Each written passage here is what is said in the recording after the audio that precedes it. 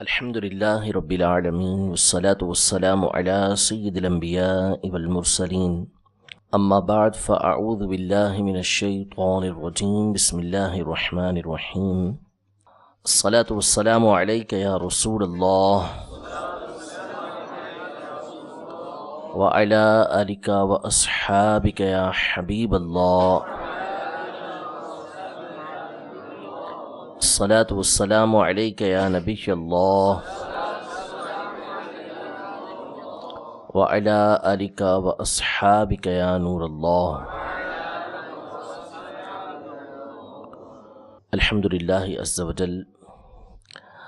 قاضی ایاز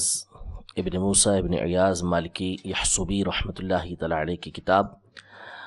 الشفاء بتعریف حقوق المصطفیٰ صلی اللہ تعالیٰ علیہ وآلہ وسلم کا درس ہمارا جاری ہے۔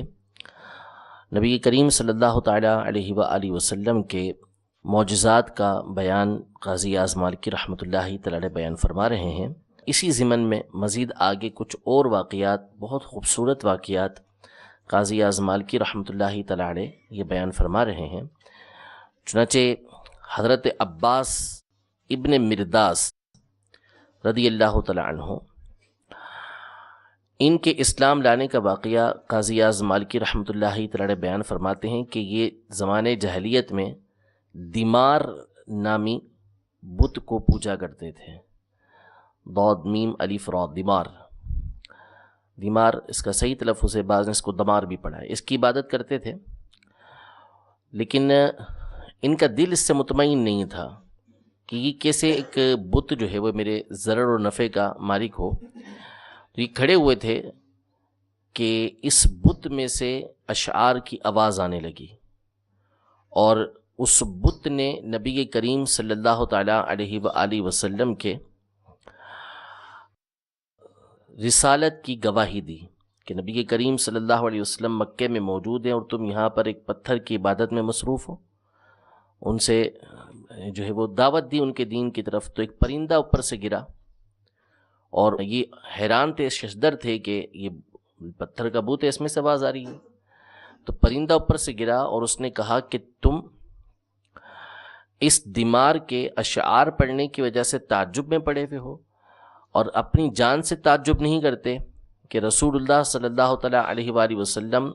اسلام کی طرف بلا رہے ہو، تم یہیں بیٹھے ہوئے ہو۔ تو یہ کہتے ہیں فکان سبب اسلامی، یہ گئے بارگاہ رسالت میں اور حاضر ہو کر نبی کریم صلی اللہ علیہ وسلم کے ہاتھ پہ اسلام قبول کیا۔ یہ واقعہ ان کے اسلام لانے کا سبب بنا۔ فرماتے قاضی ایاز مالکی رحمۃ اللہ تعالی علیہ وعن عباس ابن مرداس لما تعجب من کلام دمار صنمه وانشاده الشعر الذي ذكر فيه النبي صلى الله عليه وسلم فإذا طائر سقط فقال يا عباس اتعجب من كلام دمار ولا تعجب من نفسك ان رسول الله صلى الله عليه وسلم يدعو الى الاسلام وانت جالس فكان سبب اسلامه۔ اگلا واقعہ حضرت جابر بن عبداللہ رضی اللہ تعالی عنہ سے روایت ہے کہ خیبر کے مقام پر اس کے بعض قلعوں کی طرف نبی کریم صلی اللہ علیہ وآلہ وسلم کی بارگاہ میں ایک شخص حاضر ہوا اور اس نے اسلام قبول کیا۔ اس کے پاس لوگوں کی بکریاں تھیں، چرواہا تھا۔ تو اسلام قبول کرنے کے بعد اس نے کہا یا رسول اللہ، اب میں یہ بکریاں ان کے مالکوں تک پہنچاؤں گا کیسے؟ تو حضور علیہ الصلوۃ والسلام نے یہ ارشاد فرمایا کہ ان کے منہ میں کنکریاں ڈال دو، ان کے منہ میں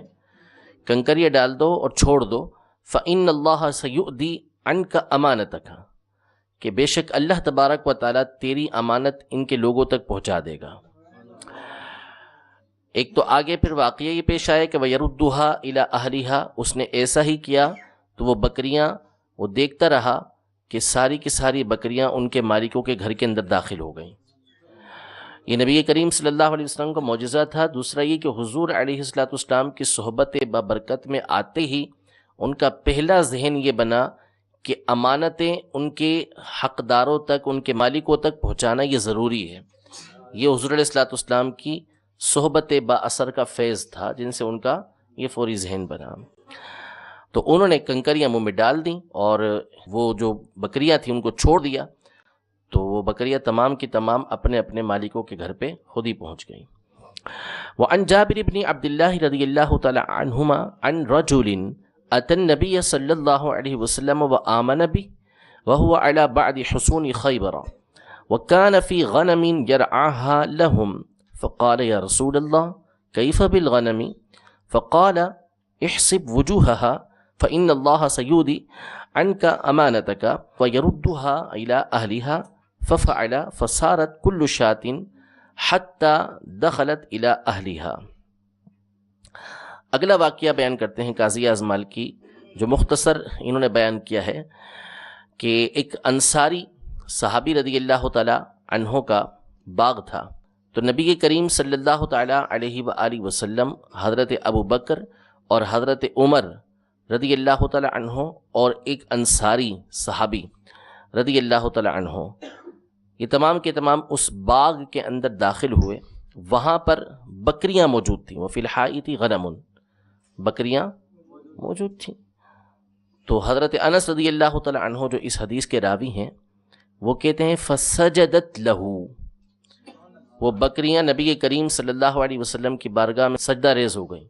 سروں کو انہوں نے زمین سے لگا دیا، سجدے کی کیفیت انہوں نے بنائی۔ تو اب دن رات نبی کریم صلی اللہ علیہ وسلم کے اخلاق کریمہ کو دیکھنے والے، حضور علیہ الصلوۃ والسلام کے معجزات کو دیکھنے والے، حضور علیہ الصلوۃ والسلام کے کمالات کو دیکھنے والے سیدنا صدیق اکبر رضی اللہ تعالی عنہ، انہوں نے بارگاہ رسالت میں عرض کی نحن احق بالسجود لک منہا، یا رسول اللہ یہ جانور آپ کو سجدہ کر رہے ہیں، تو ہم جو دن رات آپ کے معاملات کو دیکھنے والے ہیں، یہ تو لا عقل ہیں، ان کو تو عقل نہیں ہے، ہم تو شعور بھی رکھتے ہیں، تو ہم تو اس بات کے زیادہ حقدار ہیں کہ آپ کے سامنے سجدہ کریں۔ لیکن صاحب شریعت، تاجدار ختم نبوت صلی اللہ تعالیٰ علیہ وآلہ وسلم نے واضح طور پہ فرما دیا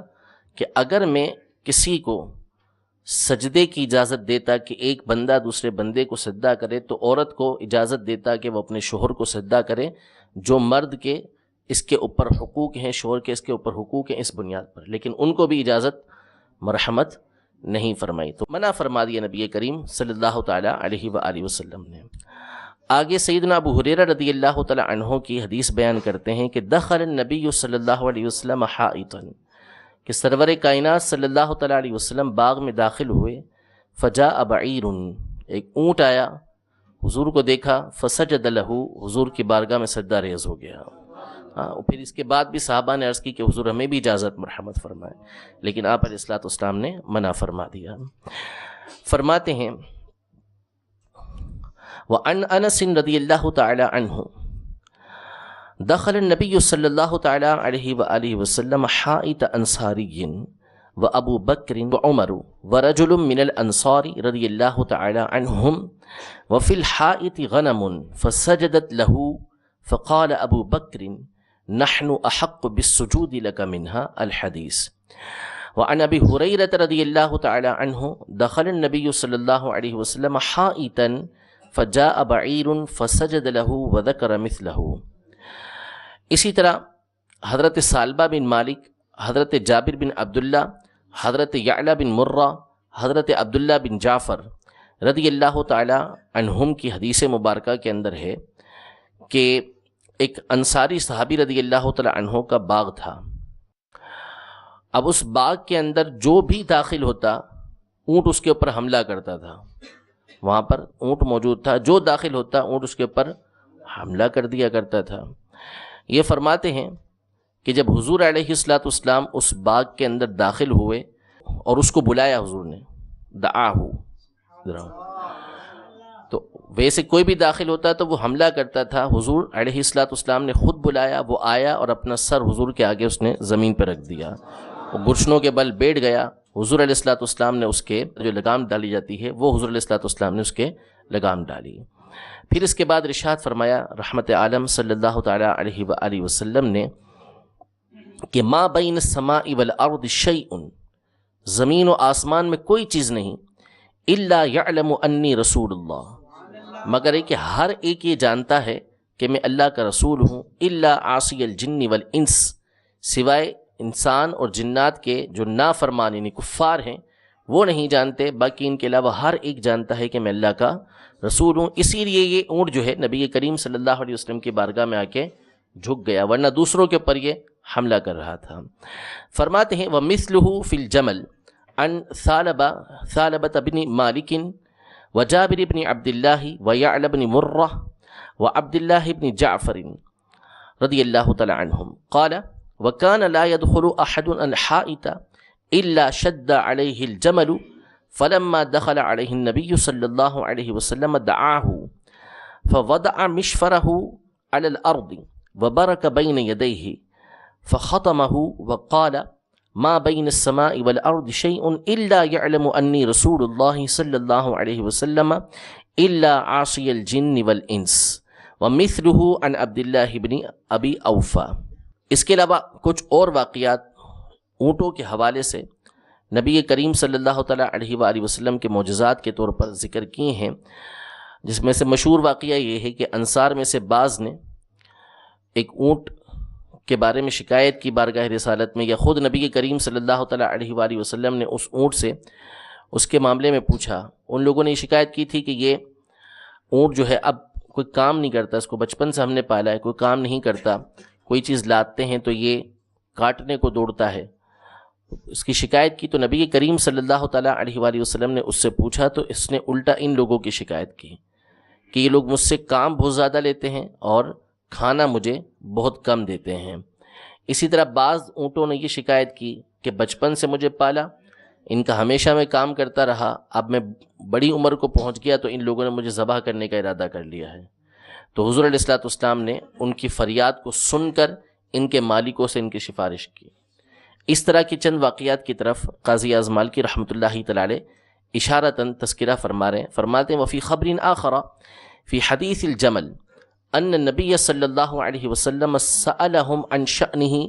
فأخبروه انهم ارادوا ذبحه وفی روایت ان النبی صلی اللہ علیہ وسلم قال لهم انه شکا کثرة العمل وقلة العلف وفی روایت انه شکا الی انکم اردتم ذبحه بعد ان استعملتموه فی شاق العمل من صغره فقالوا نعم. اب بڑا عجب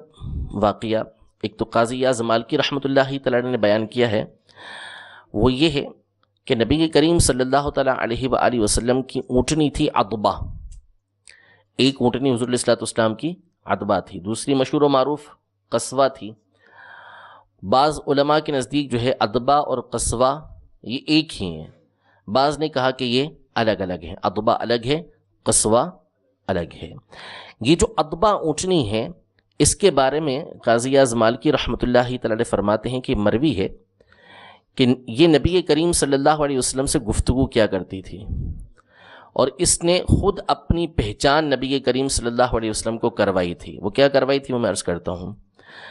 اور فرماتے ہیں کہ جب یہ چرنے کے لیے جاتی تو جانور گھاس کی طرف جاتا ہے چرنے کے لیے، جب یہ جاتی تو گھاس اس کی طرف لپک کے آتی تھی،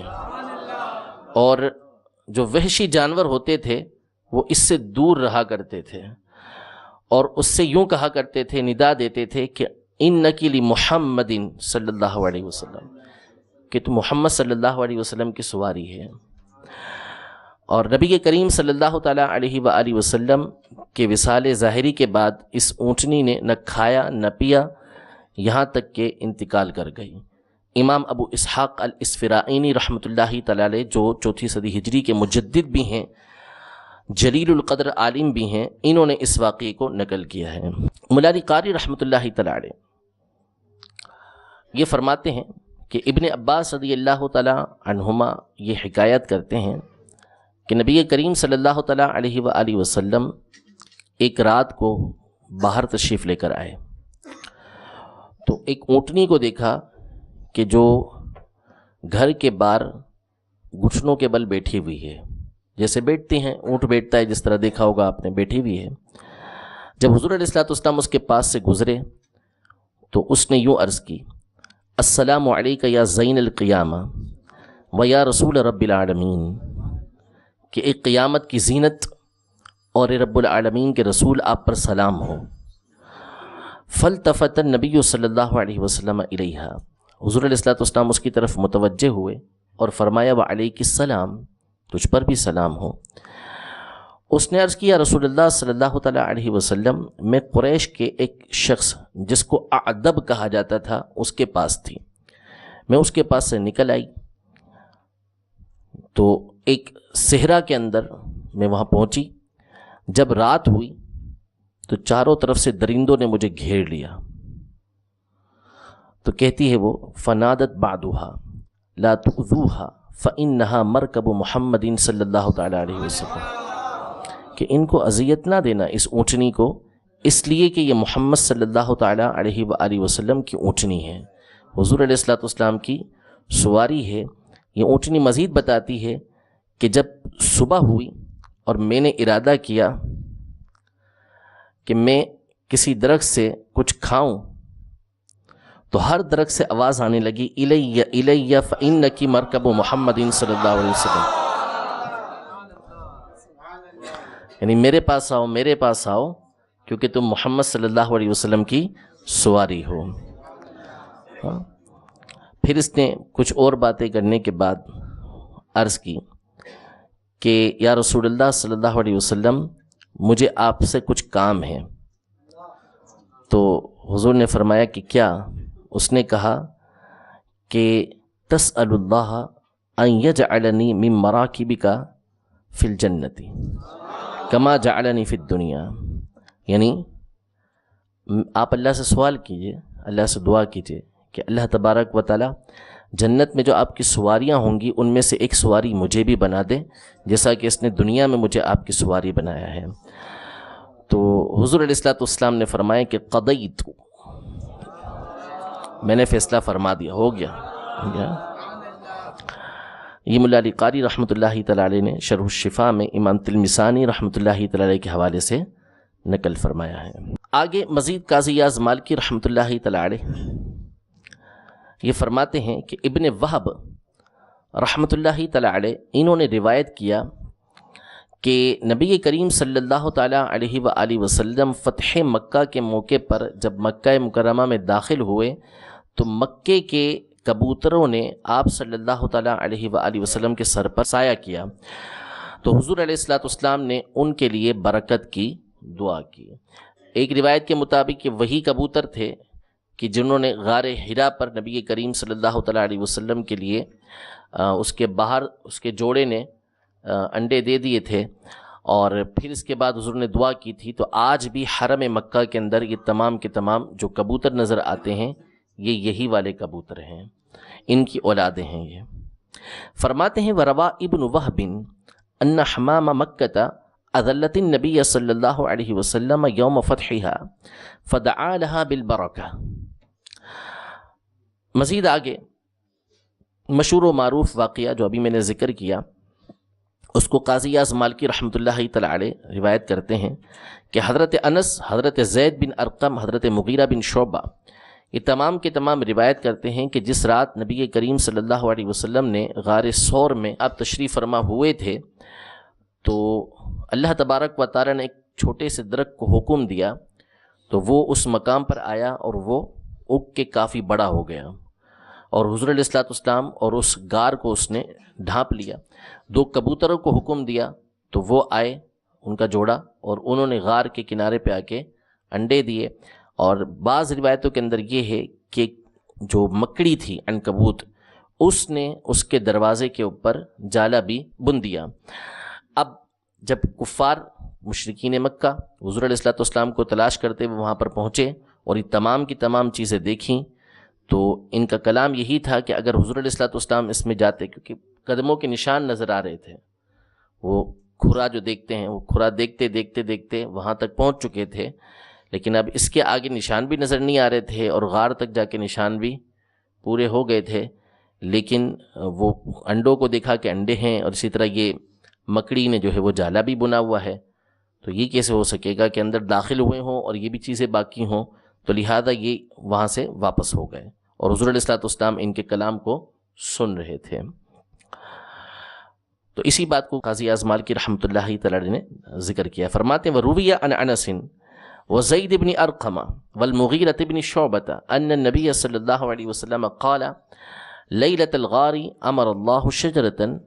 فنبتت تجاه النبي صلى الله عليه وسلم فسترته، وأمر حمامتين فوقفتا بفم الغار. وفي حديث آخر وأن العنكبوت نسجت على بابه فلما أتى الطالبون له ورأوا ذلك قالوا لو كان فيه أحد لم تكن الحمامتان ببابه والنبي صلى الله عليه وسلم يسمع كلامهم فانصرفوا.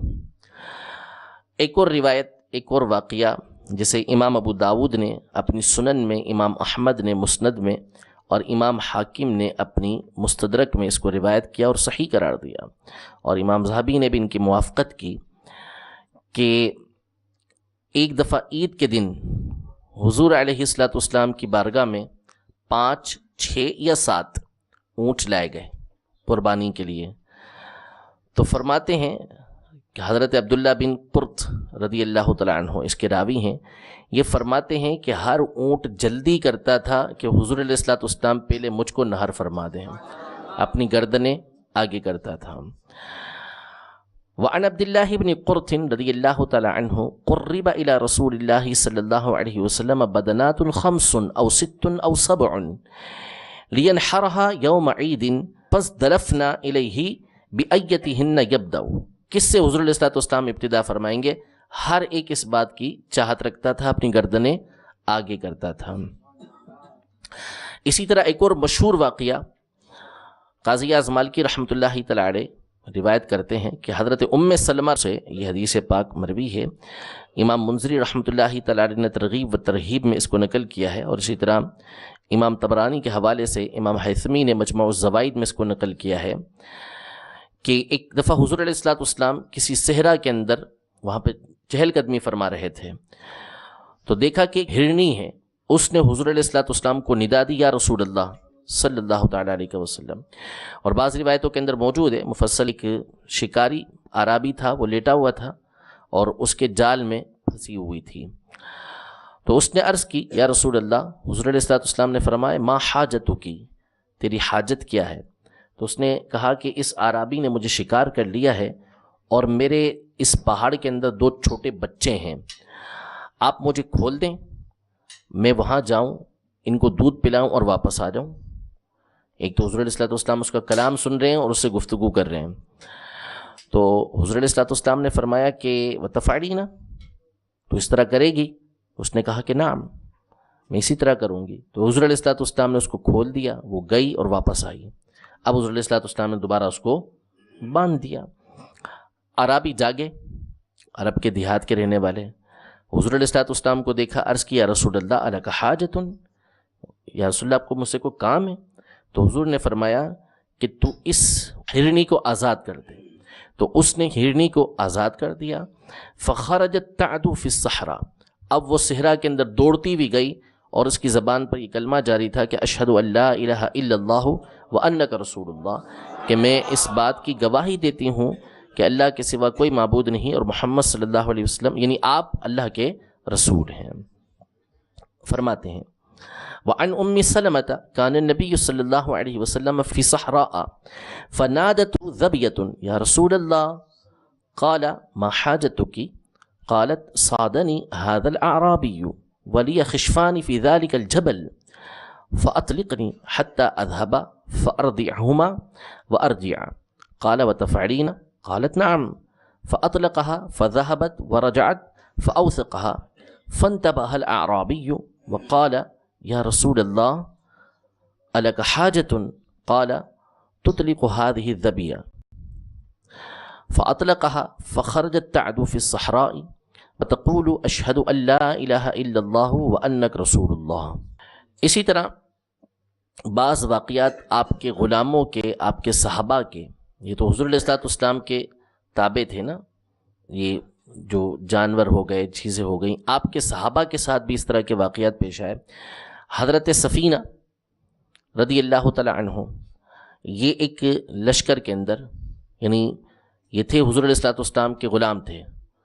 آزاد کردہ غلام تھے. حضور علیہ السلام نے ان کو یمن کی طرف بھیجا اور یہ ایک روایت کے مطابق کشتی میں جا رہے تھے تو کشتی ٹوٹ گئی تھی اور ایک جزیرے پہ پہنچے تھے، راستہ بھٹک چکے تھے، تو سامنے شیر آ گیا، سامنے شیر آ گیا۔ اب شیر کو ڈنڈا مارنے کی بجائے، تلوار مارنے کی بجائے انہوں نے سیدھا سیدھا کہا کہ انی مولا رسول اللہ، میں حضور کا غلام ہوں، حضور کا غلام ہوں۔ اپنا تعارف کروایا تو، اور حضور کی جو خط بھی تھا وہ ان کے پاس موجود تھا، تو وہ شیر جو ہے وہ ان کی بات کو سمجھ گیا اور راستے سے ہٹ گیا۔ واپسی میں بھی اس طرح کا واقعہ ان کے ساتھ پیش آیا، اور ایک روایت کے اندر ہے کہ شیر نے اپنے کندھے اچکائے اور راستہ جو حضرت سفینہ رضی اللہ تعالی عنہ بھول چکے تھے ان کو سیدھے راستے پہ لے کے کھڑا کر دیا کہ اس مقام سے راستہ آپ کا جائے گا۔ فرماتے وفی هذا الباب ما روی من تسخیر الاسد لسفینۃ مولا رسول اللہ صلی اللہ علیہ وسلم اذ وجہہ الى معاذ بالیمن فلقی الاسد فعرفه انه مولا رسول اللہ صلی اللہ علیہ وسلم ومعه کتابه فہمہم وتنحى عن الطریق وذکر فی منصرفه مثل ذلك وفی روایت اخرى عنہ ان سفینۃ تکسرت بی فخرج الى جزیرۃ فاذا الاسد فقلت له انا مولا رسول اللہ صلی اللہ علیہ وسلم فجعل یغمزنی بمنکبہ حتی اقامنی علی الطریق۔ ایک اور واقعہ قاضی اعظم مالکی رحمۃ اللہ تعالی علیہ نقل فرماتے ہیں کہ نبی کریم صلی اللہ تعالی علیہ وسلم نے عبد القیس جو ایک قبیلہ تھا اس کی بکریوں کو، ان کے کانوں کو یوں کیا، حضور صلی اللہ علیہ وسلم نے ان کو اپنی انگلیوں سے یہ دبایا ہلکا سا، تو یہ دبانا تھا کہ اس کو چھوڑ دیا، اور اس کے بعد ہمیشہ اس کی نسل کے اندر بھی حضور علیہ الصلوۃ والسلام کی انگلیوں کے نشان باقی رہے۔ اس کو اب دباتے ہیں نا بندہ، دباتے ہوئے ہلکا سا نشان بعض اوقات بن جاتا ہے، وہ ختم ہو جاتا ہے تھوڑی دیر میں، لیکن حضور علیہ الصلوۃ والسلام کا اس پر شفقت فرمانا تھا کہ اس پر تو نشان بنے، اور جب تک اس کی نسلیں چلتی رہیں تمام کی نسلوں میں اس کے کانوں پر یہ نشان بنا رہا۔ فرماتے ہیں وَأَخَذَ عَلَيْهِ الصَّلَاةُ وَالسَّلَامُ بِأُذُنِ شَاةٍ لِقَوْمٍ مِّنْ عَبْدِ الْقَيْسِ بَيْنَ إِصْبَعَيْهِ ثُمَّ خَلَاهَا فَصَارَ لَهَا مِيسَمًا وَبَقِيَ ذَلِكَ الْأَثَرُ فِيهَا وَفِي نَسْلِهَا بَعْدُ۔ اسی طرح حضور علیہ الصلوۃ والسلام کا ایک اور مشہور واقعہ کہ یافور، یعنی وہ جو دراز گوشت تھا وہ بارگاہ رسالت میں حاضر ہوا جو خیبر کے دن آپ کو ملا تھا، اور اس نے آ کے اپنی ساری بات حضور علیہ الصلوۃ والسلام کو بیان کی، اور آ کے اس نے یہ بتایا کہ میرا نام جو ہے وہ یزید بن شہاب ہے۔ تو حضور علیہ الصلوۃ والسلام نے فرمایا کہ تمہارا نام یافور ہے۔ یافور یہ عربی میں جو ہے وہ ہرنی کو بولتے ہیں، ہرنی کو بولتے ہیں۔ اب وہ دراز گوشت ہے جس کو ہمارے یہاں خچر، کھوتا وغیرہ کے الفاظ کہتے ہیں، تو اس کو ہرنی کا نام دیا۔ اب وہ تھا بھی ایسا ہی ہو گیا کہ حضور علیہ الصلوۃ والسلام اس کو جب کسی صحابی کے گھر پہ بھیجنا ہوتا تو اس کو بھیجا کرتے، وہ ان کے دروازے پہ آ کے اپنا سر رگڑتا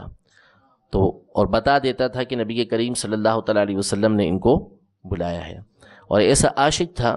کہ قاضی اعظم مالکی رحمۃ اللہ تعالیٰ علیہ فرماتے ہیں کہ جب نبی کریم صلی اللہ تعالیٰ علیہ وآلہ وسلم دنیا سے وصال فرما گئے تو اس نے اپنے آپ کو ایک کنویں کے اندر غم کی وجہ سے گرا دیا، اور اسی کنویں میں اس کا انتقال ہو گیا۔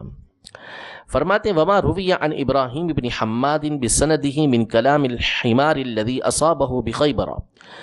وقال له اسمی یزید بن شہاب فسماه النبی صلی اللہ علیہ وسلم یعفورا وانه كان یوجهه الى دور اصحابه فيضرب عليهم الباب برأسه ويستدعيهم وأن النبي صلی اللہ علیہ وسلم لما مات ترد في بئر جزعا وحزنا فمات۔ اسی طرح ایک واقعے کی طرف اشارہ کرتے ہیں کہ ایک صحابی رضی اللہ تعالیٰ عنہ کے اوپر لوگوں نے یہ الزام لگایا کہ انہوں نے ہماری اونٹنی کو چرا لیا ہے۔ وہ اونٹنی تھی ان کی، اور ان کے اوپر یہ دعویٰ دائر کر دیا کہ یہ اونٹنی ہماری ہے جس کو انہوں نے چرا لیا ہے۔ تو نبی کریم صلی اللہ تعالیٰ علیہ وآلہ وسلم کی بارگاہ میں جب مقدمہ پیش ہوا تو حضور علیہ الصلوۃ والسلام کی بارگاہ میں اس اونٹنی نے واضح الفاظ میں اس بات کی گواہی دی کہ میں حقیقتاً انہی کے ملک میں ہوں، انہوں نے مجھے چرایا نہیں ہے۔ فرماتے ہیں وہ حدیث الناقۃ التي شہیدت عند النبی صلی اللہ تعالی علیہ وآلہ وسلم لصاحبها انه ما سرقها وانها ملکه۔ ایک اور واقعہ نقل کرتے ہیں کہ ایک لشکر کے دوران، ایک غزوے کے دوران، بڑے لشکر کے اندر نبی کریم صلی اللہ علیہ وسلم کے صحابہ موجود تھے، بڑی تعداد میں تھے، اور بعض روایتوں کے مطابق 300 سے زیادہ افراد بہت زیادہ پیاسے تھے، پیاس لگی ہوئی تھی۔ تو ایک بکری وہاں پر آئی، چھوٹی سی بکری، حضور علیہ الصلوۃ والسلام نے اس کو لیا اور صحابہ کرام علیہم رضوان نے اس سے دودھ نکالنا شروع کیا۔ بکری، چھوٹی سی بکری سے کیا دودھ نکلے گا، لیکن اس میں سے اتنا دودھ نکلا کہ وہ 300 کے 300 افراد نے اچھی طریقے سے سیراب ہو کے اس دودھ کو پی لیا۔ اس چھوٹی سی بکری سے اتنا دودھ نکلا۔ اچھا، اب اس کے بعد حضور علیہ الصلوۃ والسلام نے جو صحابی رضی اللہ تعالی عنہ جن کے پاس وہ بکری تھی، جنہوں نے پکڑی تھی، ان سے کہا کہ اس کو اپنے پاس رکھو، لیکن مجھے پتہ یہ تمہارے پاس رہے گی نہیں، تو ایسا ہی ہوا، انہوں نے سنبھال کے رکھا، لیکن تھوڑی دیر بعد دیکھا تو وہ بکری تھی نہیں۔ تو حضور علیہ الصلوۃ والسلام نے فرمایا جو اس کو لایا تھا وہ لے گیا، فرمایا وفی حدیث العنز التي اتت رسول اللہ صلی اللہ علیہ وسلم فی عسکرہ وقد اصابهم عطش ونزلوا على غیر ماء وهم زهاء 300 فحلبها رسول اللہ صلی اللہ علیہ وسلم۔ خود نبی کریم صلی اللہ علیہ وسلم نے اس کا دودھ نکالا، فاروى الجند، پورے کے پورے لشکر کو پلا دیا، ثم قال لرافع، پھر اس کے بعد اس بکری کو پکڑنے والے سے فرمایا، اٹھانے والے سے فرمایا کہ املکها وما اراک، فربطها فوجدها قد انطلقت، رواہ ابن قانع وغیرہ وفیہ، فقال رسول اللہ صلی اللہ علیہ وسلم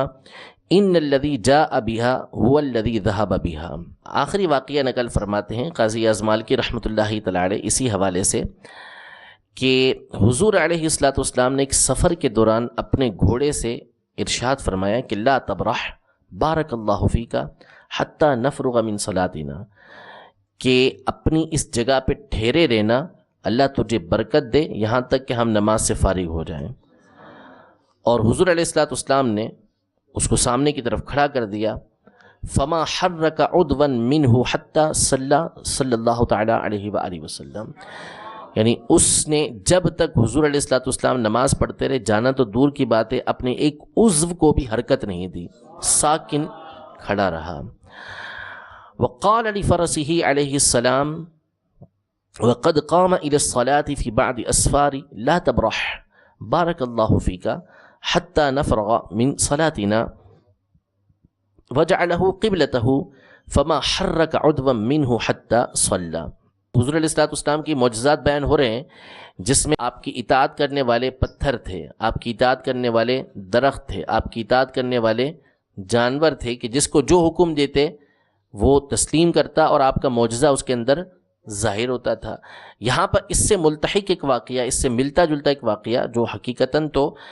جمادات سے، جانوروں سے متعلق نہیں ہے، لیکن ہے عجیب، کہ جب نبی کریم صلی اللہ علیہ وسلم نے نیکی کی دعوت دینے کے لیے اپنے قاصدین کو مختلف بادشاہوں کی طرف روانہ کیا، روم کی طرف، ایران کی طرف، مصر کی طرف، مختلف بادشاہوں کے پاس آپ کے قاصد گئے، تو اب ظاہر ہے کہ ہر ایک کی زبان جدا، ان کی زبانیں تو صحابہ کرام علیہ رضوان کو نہیں آتی تھیں۔ قاضی اعظم مالکی رحمۃ اللہ تعالی علیہ امام واقدی کے حوالے سے نقل کرتے ہیں